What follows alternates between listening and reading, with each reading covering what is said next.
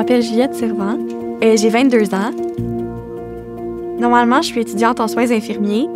Puis je travaille comme préposée aux bénéficiaires, mais j'ai arrêté quand j'ai eu la COVID longue, en octobre 2020. Donc, je suis comme en arrêt d'école, travail depuis ce moment-là. En fait, la COVID longue, c'est même pas comme une COVID qui a mal tourné. Parce que au début, en fait, quand j'ai eu la COVID, j'avais presque pas de symptômes.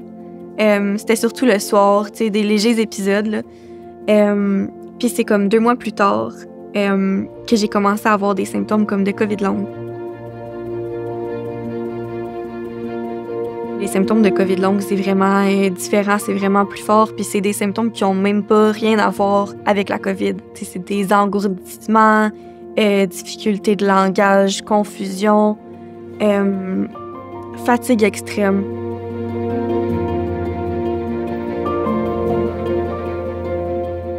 Je pouvais plus vraiment marcher sans être essoufflée. Aller aux toilettes, c'était difficile. J'ai été 1 an à comme être absolument clouée au lit, là.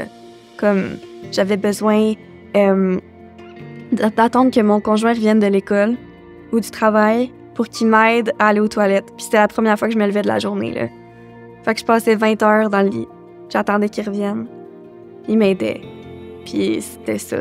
Des fois, ce qui arrive avec la COVID longue, c'est que l'état de sommeil et d'éveil est mélangé. Donc j'étais comme réveillée, mais en réalité, je dormais. C'est un petit peu comme le somnambulisme. Ça ressemble beaucoup. Ma petite sœur, ça a été la personne probablement la plus compréhensive. Puis ce qui est difficile, c'est que même si les gens y essaient de comprendre, ce qui est difficile, c'est que j'ai l'air d'aller bien. Comme c'était pire avant. Avant, j'avais l'air plus malade, si on veut, là. Tu sais, j'étais clouée au lit, j'avais le teint très pâle, manque de vitamines beaucoup. Puis tu sais, on le voyait aussi, là.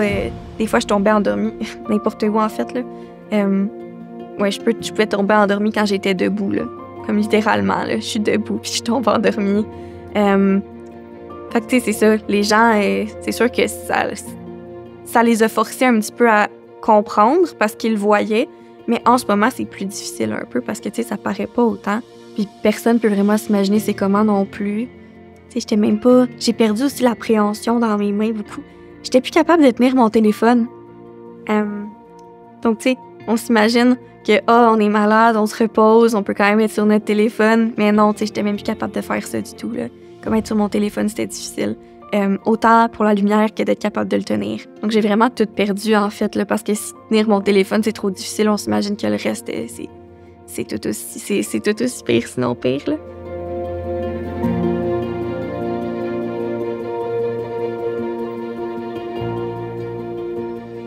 J'ai été vraiment chanceuse parce que je suis la patiente numéro 4 de l'Institut de recherche clinique de Montréal, leur clinique post-COVID. Donc, j'ai été vraiment prise en charge depuis le début. Puis, grâce à ça, j'ai comme quand même eu accès à des... c'est pas des traitements, mais de l'encadrement, dans le sens où ils ont tout essayé, comme pour m'aider le plus possible. Donc, physiothérapie, ergothérapie. En ce moment, je suis suivie en neuro, j'ai vu des pneumologues. Parce qu'avant d'être malade, je courais tous les jours et je faisais du yoga tous les jours. Fait que ça, c'est quelque chose, ça a été très, très difficile pour moi là, de devoir arrêter tout ça. Tu sais, on s'entend, j'ai 22 ans, là, j'étais en parfaite forme, j'ai jamais fumé, j'ai jamais rien fait là, qui pouvait affecter ma santé pulmonaire. Puis, je veux dire, à travailler comme préposée aux bénéficiaires puis en courant tous les soirs, j'étais très en forme, là, vraiment. Ça fait comme à peu près, c'est ça, 1 an que j'ai eu un appel, puis ils m'ont dit « on a vu là, dans les scans et les analyses que maintenant, tu avais de la fibrose pulmonaire. » Donc, c'est ça, une perte d'élasticité au niveau des poumons, tout simplement. Mais ça, je dis tout simplement, tu sais, c'est quelque chose de tellement peu complexe, mais c'est tellement quelque chose qui affecte ta vie quand tu as 22 ans. Là. Je dois faire mon deuil de la course, comme je pourrais jamais recourir comme je courais avant. En ce moment, ce qui me donne de l'espoir, c'est... j'aurais tendance à dire que c'est de voir les petits pas que je fais. Parce que souvent, on dirait que je l'oublie. Souvent, je compare, puis je suis comme... Oui, je suis encore malade, mais... Tu sais, maintenant, je dors 16 heures au lieu de 20 heures. Tu sais, c'est tellement gros comme amélioration. On dirait que quand on est dans le moment présent, on le voit pas. Je vois juste que je suis malade, puis... qu'il y a tout plein de trucs qui vont pas bien, mais en réalité, ça va déjà tellement mieux. Fait que je me dis, si après 2 ans et demi, ça va mieux, en ce moment, j'ai plus de suivi que jamais. Puis il va y avoir un médicament, fait que je me dis, ça peut juste aller mieux. Ça me donne beaucoup d'espoir. Puis sinon, ce qui m'apporte beaucoup de bonheur, mais c'est sûr que c'est mes animaux. Vraiment, là.